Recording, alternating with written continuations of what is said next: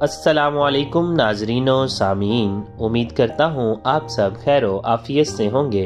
آپ کی خدمت میں عنایت اللہ کے مشہور زمانہ ناول فردوس ابلیس کا ایپیسوڈ نمبر 42 پیش خدمت ہے۔ پھر حسن بن صبا نے معجزہ کر کے دکھایا۔ اس نے کاغذات کا ایک انبار سلطان ملک شاہ کے آگے رکھ دیا۔ سلطان عالی مقام حسن نے سلطان سے کہا، میں نے 40 دن مانگے تھے، آج 41واں دن ہے، یہ رہا 20 برسوں کا حساب کیا۔ وہ شخص وزیر اعظم بننے کا حق رکھتا ہے جو کہتا ہے کہ یہ حساب مکمل کرنے کے لیے 2 برس درکار ہے۔ اگر سلطان معظم کے دل پر گرا نہ گزرے تو میں وثوق سے کہتا ہوں کہ وزیر اعظم حسن توسی، جسے آپ نے نظام الملک کا خطاب دے رکھا ہے، موصولات کی رقمیں غبن کرتا رہا ہے۔ اپنی لوٹ کھسوٹ پر پردہ ڈالنے کے لیے وہ آپ کو یہ باور کرانے کی کوشش کر رہا تھا کہ یہ حساب تو ہو ہی نہیں سکتا، اگر ہوگا تو 2 سال لگیں گے۔ سلطان نظام الملک اور احتشام مدنی کو انہوں نے بلا لیا۔ خواجہ توسی، سلطان نے نظام الملک سے کہا، یہ ہے وہ حساب جو آپ 2 سالوں سے کم عرصے میں نہیں کر سکتے تھے، یہ دیکھیں حسن 40 دنوں میں کر لایا ہے۔ نظام الملک پر خاموشی طاری ہو گئی، اس کے پاس کوئی جواب نہ تھا۔ وہ وہاں بیٹھ گیا اور معزولی کے حکم کا انتظار کرنے لگا۔ سلطان نے کاغذات کی ورق گردانی شروع کر دی اور ایک ورق پر رک گیا۔ حسن، سلطان نے کہا، اس ورق پر آمدنی اور اخراجات مشکوک سے نظر آتے ہیں، یہ مجھے سمجھا دو۔ حسن بن صبا بغلیں جھانکنے لگا۔ سلطان نے ایک اور ورق پر رکھ کر کچھ پوچھا، حسن نے اس کا بھی جواب نہ دیا۔ سلطان نے کئی اور وضاحتیں پوچھی، حسن کسی ایک کا بھی سوال کا جواب نہ دے سکا۔ تم نے یہ اتنا لمبا چوڑا حساب تیار کیا ہے، سلطان نے کہا، لیکن تمہیں یہ بھی معلوم نہیں کہ یہ کیا ہے۔ سلطان معظم نظام الملک بولا، میں نے ویسے ہی نہیں کہہ دیا تھا کہ اتنے وسیع و عریض سلطنت کے 20 برسوں کے اخراجات اور آمدنی کے گوشوارے تیار کرنے کے لیے کم از کم 2 برس درکار ہیں۔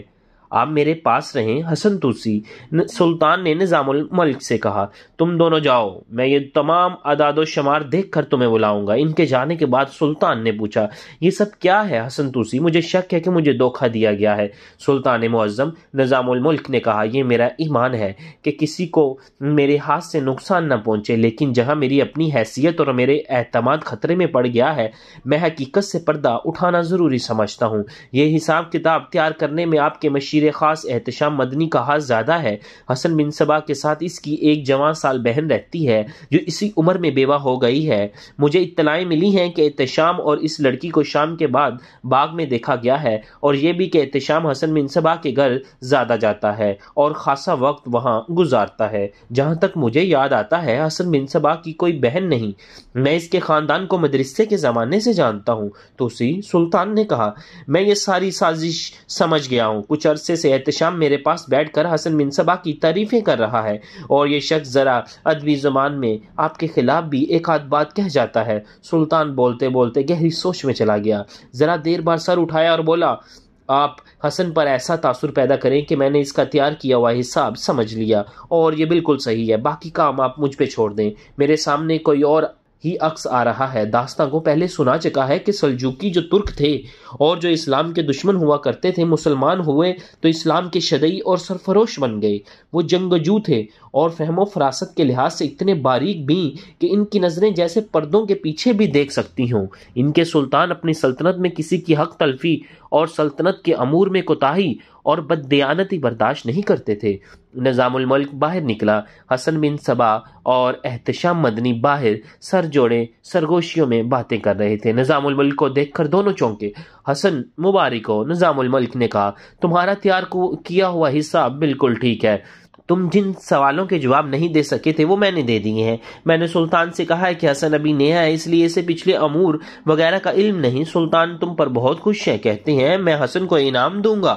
میں تمہارا یہ احسان ساری عمر نہیں بھولوں گا خواجہ۔ حسن بن صبا نے نظام الملک سے بغلگیر ہوتے ہوئے کہا، تم نے میرا وقار محفوظ کر دیا ہے، تم دونوں چلے جاؤ۔ نظام الملک نے کہا، سلطان تمہیں کل بلائیں گے۔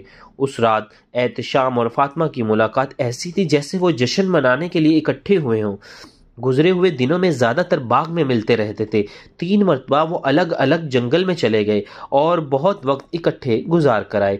فاطمہ یہ ظاہر کرتی تھی کہ وہ حسن سے چوری گھر سے نکلتی ہے۔ احتشام کو معلوم نہیں تھا کہ حسن خود اسے بیچتا ہے۔ فاطمہ ابھی تک احتشام کے لیے سیراب بنی ہوئی تھی۔ اس نے ابھی تک احتشام کے ساتھ شادی کا فیصلہ نہیں کیا تھا اور انکار بھی نہیں کیا تھا۔ اس نے ایسا والہانہ انداز اختیار کر لیا تھا جس سے احتشام پر دیوانگی طاری ہو گئی تھی۔ وہ تو اب حسن بن صبا اور فاطمہ کی اشاروں پر ناچنے لگا تھا۔ حسن بن صبا سے اس نے کہا کہ وہ اسے وزیر اعظم بنا کر دم لے گا۔ جس روز نظام الملک نے حسن بن صبا کو یہ خوشخبری سنائی، اس روز احتشام مدنی نے اپنے گھر کے قریب ہی چھوٹا سا ایک مکان جو خالی پڑا تھا صاف کروا لیا اور ایک کمرے میں پلنگ اور نرم گداز بستر بچھوا دیا۔ اپنی خاص ملازمہ کے ذریعے اس نے فاطمہ کو پیغام بھیج دیا تھا کہ رات میں فلاں طرف سے اس مکان میں آ جائے۔ فاطمہ وہاں پہنچ گئی۔ احتشام پہلے ہی وہاں موجود تھا۔ میرا ایک کمال دیکھ لیا فاطمہ، احتشام نے فاطمہ کو اپنے بازوؤں میں سمیٹتے ہوئے کہا۔ جعلی حساب کتاب لکھ کر سلطان سے منوا لیا کہ یہ حساب بالکل صحیح ہے۔ آپ کو مبارک ہو، فاطمہ نے اپنے گال احتشام کے سینے سے رگڑتے ہوئے کہا۔ اب میرے بھائی کو وزیر اعظم بنوا دیں، اب یہ کام آسان ہو گیا ہے۔ احتشام نے کہا، کل سلطان ہمیں بلائے گا، میں نظام الملک کے خلاف اس کے ایسے کان بھروں گا کہ وہ اسی وقت اسے معزول کر دے گا۔ احتشام نے فاطمہ کو پلنگ پر بٹھا لیا۔ سلطان کل حسن کو انعام دے رہا ہے، احتشام نے کہا۔ میں نے آج تم سے انعام لینا ہے۔ فاطمہ نے چپنے اور شرمانے کی ایسی اداکاری کی کہ احتشام نے نشے کی سی کیفیت میں بدمست ہو گیا۔ اس نے فاطمہ کو لٹا دیا۔ روحانی طور پر تو ہم میاں بیوی بن چکے ہیں، احتشام نے کہا۔ نکاح تو ایک رسم ہے، یہ بعد میں بھی ادا ہو سکتی ہے۔ کمرے کا دروازہ بند تھا۔ زنجیر چڑھانے کی ضرورت محسوس نہیں کی گئی تھی کیونکہ باہر کا دروازہ بند تھا۔ مکان کا صحن کشادہ تھا۔ احتشام مدنی جب فاطمہ کے تلسماتی حسن، ناز انداز اور دکھاوے کے شرم و حجاب میں مدہوش ہو چکا تھا۔ فاطمہ ایک دم چونکی۔ ذرا ٹھہریے، فاطمہ نے کہا، میں نے قدموں کی آہٹ سنی ہے، بلی ہوگی۔ احتشام نے نشے سے لڑکھڑاتی ہوئی آواز میں کہا۔ کسی انسان میں اتنی جرت نہیں ہو سکتی کہ اس گھر میں قدم رکھے۔ 4 آدمی اس گھر میں قدم رکھ چکے تھے۔ وہ چھت کے طرف سے آئے تھے اور سیڑھیاں اتر کر صحن میں آ گئے تھے۔ فاطمہ نے ایک بار پھر احتشام کو پرے ہٹکنے کو کہا، ہلکا سا دھکا بھی دیا، لیکن احتشام پر بدمستی طاری ہو گئی تھی۔ کمرے کا دروازہ کھلا۔ احتشام نے ادھر دیکھا۔ 2 آدمی اندر آئے۔ احتشام ان دونوں کو جانتا تھا۔ یہ دونوں کوتوال کے ماتحت تھے۔ ان کے پیچھے 2 آدمی تھے، وہ بھی کوتوال کے کارندے تھے۔ نکل جاؤ یہاں سے، احتشام مدنی سلطان کے مشیر خاص کی حیثیت سے حکم کے لہجے میں کہا۔ تمہیں میرے گھر آنے کی جرت کیسے ہوئی؟ ہم سلطان کے حکم سے آئے ہیں عالیہ جہاں، ایک نے کہا۔ آپ کو اور اس لڑکی کو سلطان کے پاس لے جانا ہے۔ چلو تم نکلو یہاں سے، احتشام نے کہا۔ میں تیار ہو کر آتا ہوں۔ آپ خود نہیں جائیں گے عالیہ جہاں؟ کوتوال کے آدمی نے کہا۔ ہم آپ کو لے جائیں گے، اس لڑکی کو بھی تیار ہونے کی ضرورت نہیں عالیہ جہاں، دوسرا آدمی بولا۔ ہمیں حکم ملا ہے کہ آپ اور یہ لڑکی جس حالت میں ہو اسی حالت میں ساتھ لے آنا۔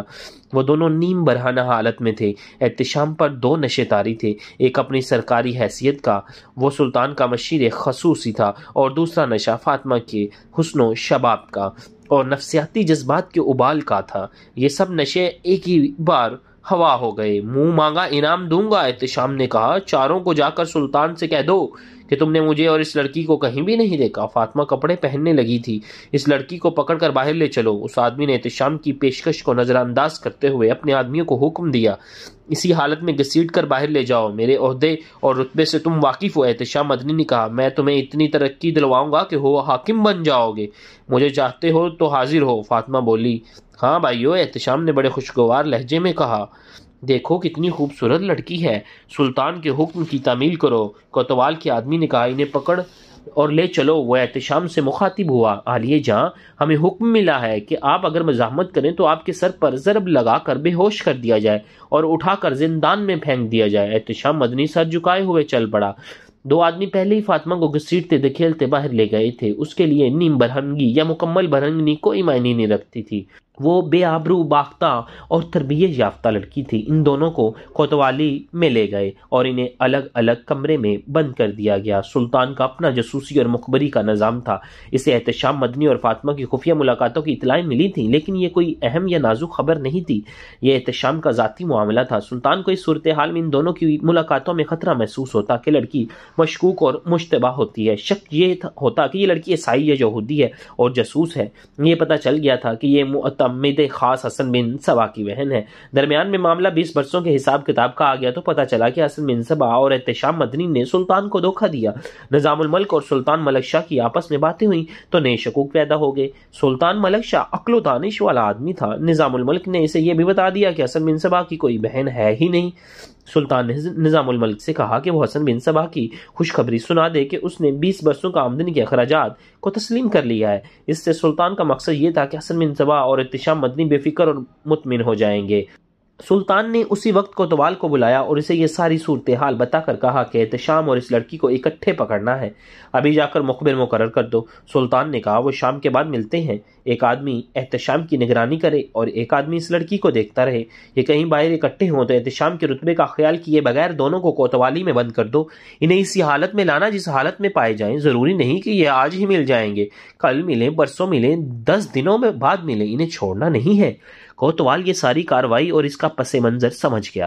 اس نے اسی وقت 4 آدمی اس کام پر لگا دیے۔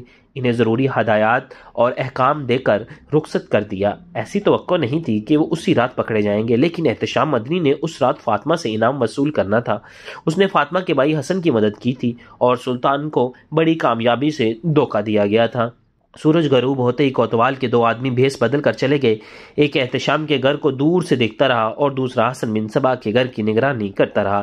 ان دونوں کے ساتھ ایک اور آدمی تھا۔ یہ دونوں دور دور کھڑے تھے۔ پہلے احتشام گھر سے نکلا اور اس کے مکان میں چلا گیا جو اس نے اس رات کے جشن کے لیے تیار کیا تھا۔ اس کی نگرانی والا آدمی چھپ کر کھڑا رہا۔ پھر فاطمہ گھر سے نکلی، اس کی نگرانی والا آدمی اس کے پیچھے چل پڑا۔ فاطمہ بھی اسی مکان میں چلی گئی اور دروازہ اندر سے انہوں نے بند کر دیا۔ کوتوال کے دونوں مخبر آپس میں مل گئے۔ انہوں نے اپنے دوسرے دونوں ساتھیوں کو بھی بلا لیا۔ ان میں ایک عہدیدار تھا۔ انہوں نے کچھ وقت انتظار کیا، پھر ساتھ والے گھر کے بڑے آدمی کو باہر بلا کر بتایا کہ وہ کوتوالی کے آدمی ہیں اور اس ساتھ والے گھر میں اترنا ہے۔ آ جائیں۔ اس آدمی نے کہا میری چھت سے اس چھت پر چلے جائیں، میں آپ کو بتاؤں گا اس مکان کی سیڑھیاں کہاں ہیں۔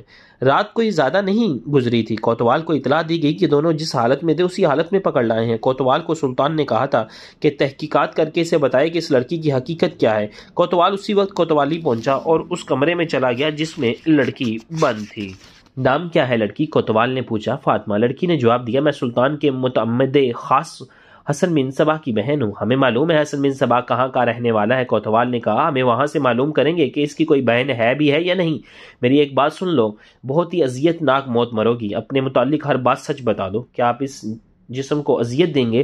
لڑکی نے جذبات کی حرارت سے کھلی ہوئی مسکراہٹ سے کہا ہاتھ لگا کر دیکھیں، گلاب کی پتیوں جیسی ملائم اس جسم کی وہ نیم برہنہ تھی۔ اس نے اپنے آپ کو اور زیادہ برہنہ کر دیا۔ اس کی مسکراہٹ اور زیادہ نشیلی ہوگی۔ اس کی آنکھوں میں سفلی جذبات کا خمار تھا۔ کہنے لگی مرد اتنا زیادہ تو نہیں سوچا کرتے، میرے قریب آ جائیں۔ اس کے سر پر اوڑھنی نہیں تھی، اس کے بال کھلے ہوئے تھے۔ ان بالوں کو ہاتھ لگا کر دیکھیں۔ اس نے کہا ان پر ہاتھ پھیر کر دیکھیں، ریشم اور مخمل جیسے ملائم ہیں۔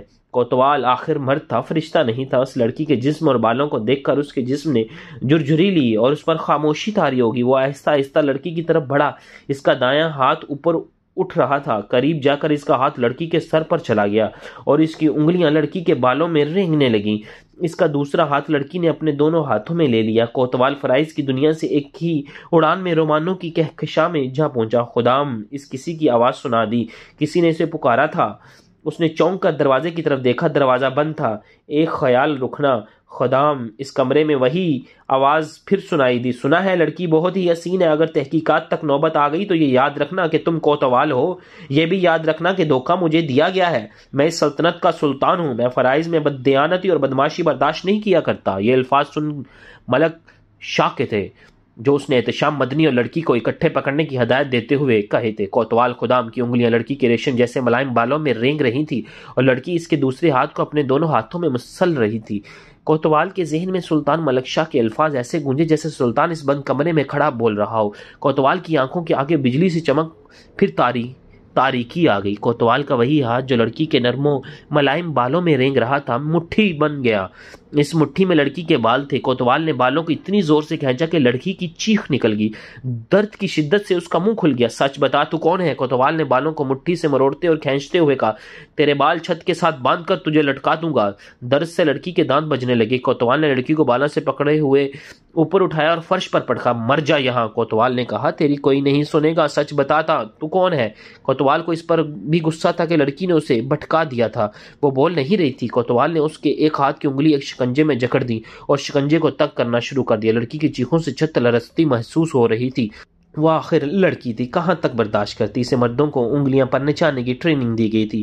یہ تو اسے کسی نے بتایا ہی نہیں تھا کہ کبھی وہ پکڑی بھی جائے گی۔ اس پر غشی طاری ہو رہی تھی جب کوتوال نے اس کی انگلیاں شکنجے سے نکال دیں۔ اسے پانی پلایا لیکن وہ ابھی تک انکار کر رہی تھی۔ کوتوال نے اس کا دوسرا ہاتھ شکنجے میں دینے کے لیے پکڑا تو وہ بلبلا اٹھی اور سچ بولنے پر آ گئی۔ اس نے بتایا کہ وہ حسن بن صبا کی بہن نہیں ہے، وہ اسے اس شادر سے لایا ہے۔ اس نے یہ بھی بتایا کہ حسن بن صبا اسے اس مقصد کے لیے ساتھ لایا تھا کہ اسے حاکموں کو اپنے ہاتھ میں لینا ہے جن کا سلطان پر اثر و رسوخ چلتا ہے، انہیں نظام الملک کے خلاف استعمال کرنا ہے۔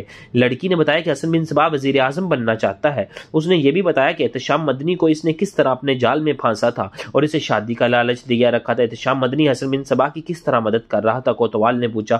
کہتا تھا، میں نظام الملک کے خلاف سلطان کے دل میں قدورت پیدا کر رہا ہوں۔ لڑکی نے کہا، یہ حساب کتاب کا جو مسئلہ کھڑا ہوا تھا اس کے پیچھے احتشام ہی تھا، اسی نے حسن بن صبا سے یہ حساب تیار کرایا تھا۔ احتشام کہتا تھا کہ اب ایسا موقع پیدا ہو گیا ہے کہ میں آسانی سے نظام الملک کو معزول کرا دوں گا۔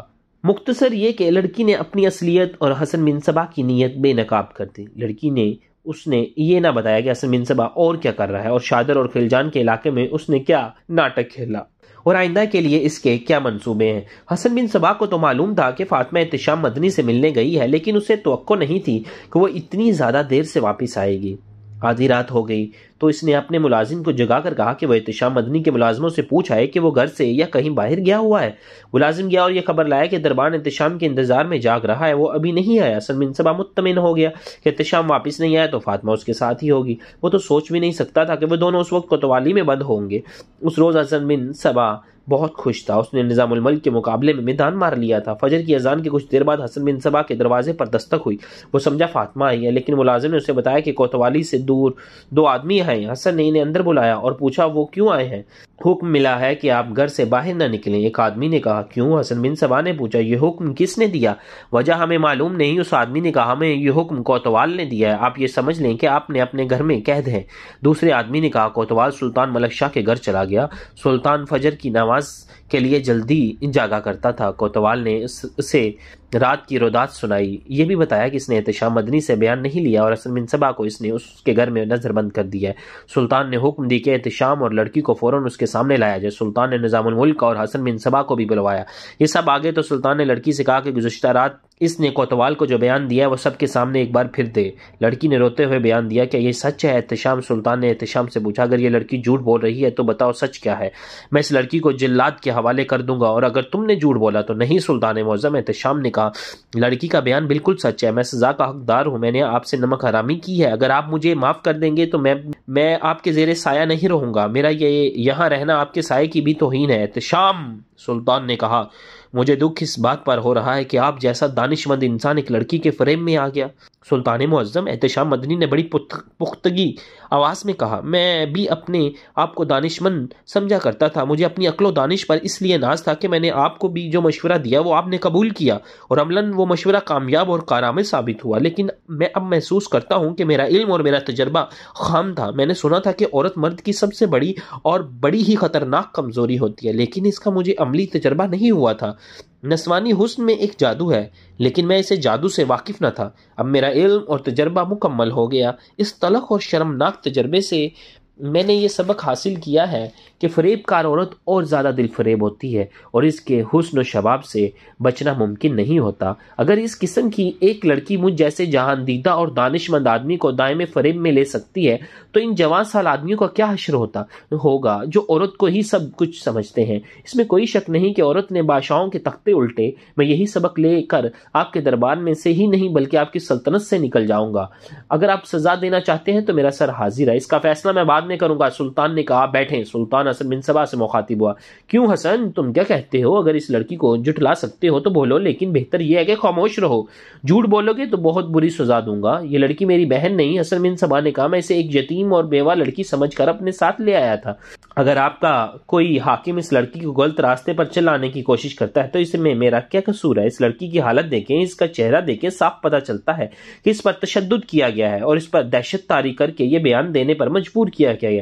حسن بن صبا کوئی ایسا کچا آدمی نہیں تھا کہ احتشام کی طرح فوراً اپنے گناہوں کا اعتراف کر لیتا۔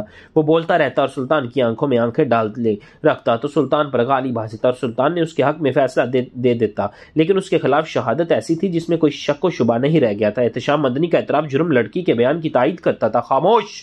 سلطان گرج کر بولا، میں نے تمہیں پہلے ہی خبردار کر دیا تھا کہ سچ ہو تو زبان کھولنا، لیکن تم نے میرے اس حکم کی پرواہ نہ کی۔ سلطان نے کوتوال سے کہا، اسے اور اس لڑکی کو قید خانے میں پھینک دو۔ یہ دونوں قید خانے سے اس وقت نکالے جائیں گے جب ہمیں یقین ہو جائے کہ ان کے دماغ صحیح راستے پر ہیں۔ احتشام مدنی، میں تمہیں قید خانے کی ذلت سے بچا رہا ہوں، تم آزاد ہو، لیکن میں سوچ کر کوئی فیصلہ کر دوں گا۔ سلطان معظم خواجہ حسن نظام الملک نے اٹھ کھڑا ہوا اور بولا، عفو اور درگزر کا جذبہ اللہ کو عزیز ہے۔ اسلام کی یہ شان ہے کہ دشمن کو بھی بخشا جا سکتا ہے۔ انہوں نے مجھے نقصان پہنچانے کا ایک منصوبہ بنایا تھا اور مجھے اس عزت اور اس بلند مقام سے گرانے کی کوشش کی تھی جو مجھے اللہ نے عطا کیا ہے۔ میں انہیں اللہ کے نام پر معاف کرتا ہوں، میں انہیں معاف نہیں کر سکتا۔ سلطان غصے کے عالم میں کہا، سلطان عالی مقام، نظام الملک نے کہا، میں نے آج پہلی بار آپ سے ایک ذاتی اور درخواست کی ہے اور یہ میری آخری درخواست ہوگی کہ حسن بن صبا اور میں امام موافق جیسے عالم دین کے شاگرد ہیں۔